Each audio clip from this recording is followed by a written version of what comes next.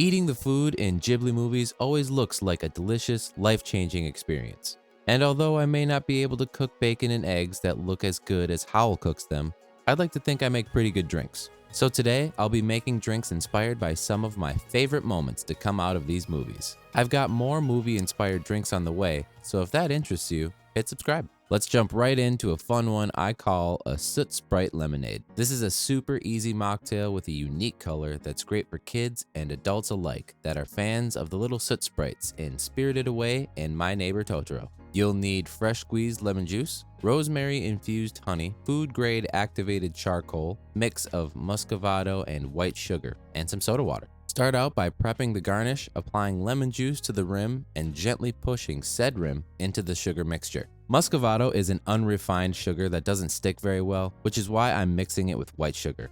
It's not going to be perfect, but I really like the caramel toasty flavors from the molasses. Just do the best you can and set the glass aside.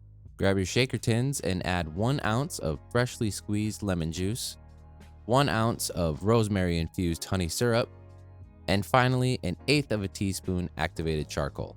Next, we'll add fresh ice and soda water to our low ball, and now add ice to the shaker tin and shake for 8 to 10 seconds. Strain everything into the low ball glass, add a lemon wheel for garnish, and that is the Soot Sprite Lemonade. I tried to keep this one a little more basic flavor-wise to make it more kid-friendly, but I think jazzing this up with a shrub or a flavored soda water would do nicely. The main attraction to this mocktail is its jet black color, contrasting with the flavor of a refreshingly bright sparkling lemonade. It's a lot of fun for the whole family to enjoy. Try it out, let me know what you think. Next up, we're doing a low ABV cocktail I'm calling the Totoro Highball. This cocktail incorporates unique Asian flavors with umeshu sake being the main ingredient. To make this, you'll need yuzu juice, rich cinnamon syrup, umeshu or plum flavored sake, and some soda water. First ingredient, add 1 ounce of yuzu juice to your shaker tin.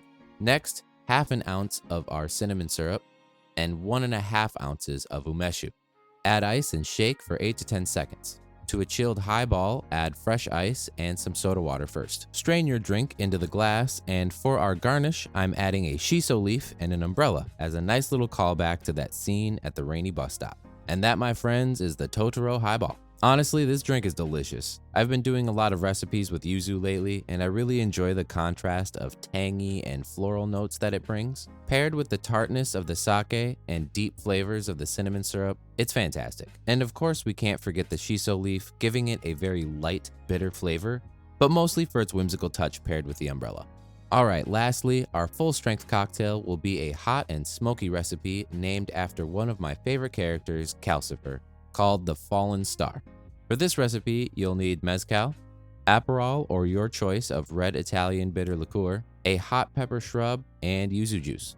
Start out with a chilled low ball and a cinnamon stick. Light the cinnamon stick on fire and snuff it out with the glass, trapping the smoke inside. Set all that aside, letting the smoke season the inside of the low ball, and grab your shaker tins. Add 1 ounce of your hot pepper shrub, half an ounce of yuzu juice, 1 ounce of Aperol, and 1 ounce of mezcal. Adding ice and shaking for 8 to 10 seconds, and retrieve your smoked low ball glass. To the glass, add a clarified ice cube and strain your drink over top. For our garnish, I'm going to relight the cinnamon stick as a fun illustration of the burning log that Calcifer would sit perched on top of. And that, my friends, is the Fallen Star. I wouldn't usually advise using this much citrus alongside a shrub on account of them both being pretty acidic ingredients, but with the added heat of the peppers and the bitterness of the Aperol, it actually works quite nicely. The caramelized cinnamon notes permeating through the glass really bump up a lot of the similar flavors in the mezcal, making this cocktail a very pleasant experience.